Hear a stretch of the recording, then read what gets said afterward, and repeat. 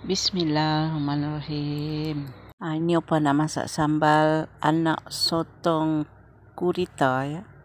Dah dibuang hitam, dibelah ya, belah badan yang kecil tu. Sotong ni dia liat kena masak dalam pressure cooker ya.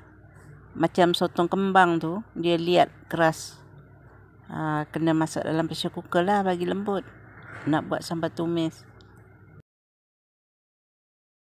Dimasak dalam pressure cooker dalam kalau periuk upah ni 12 minit 2 biji bawang besar, 1 inci halia, bawang putih tu 3 biji ya, kisar semua.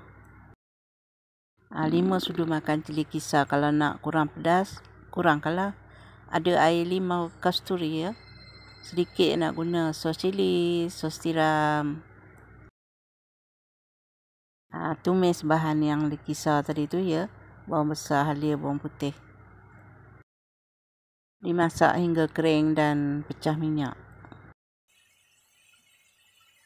Assalamualaikum warahmatullahi wabarakatuh. Apa khabar sahabat semua?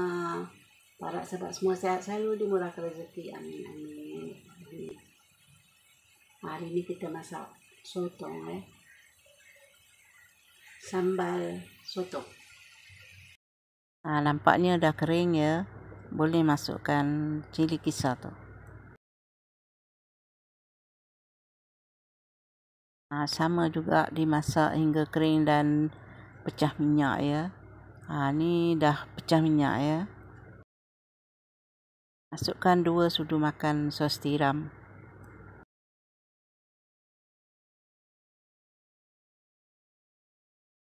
Sos cili tu lebih sikit lah, buatlah 4 sudu makan ya.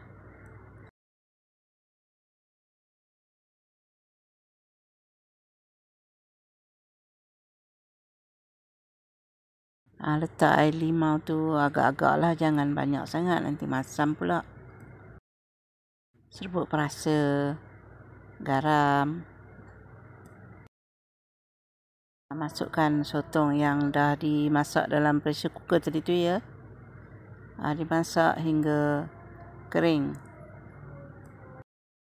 Okey, dah siap sambalnya. Assalamualaikum warahmatullahi wabarakatuh. Jumpa lagi di lain video. Okay, bye. Boleh dimakan dengan ayam goreng.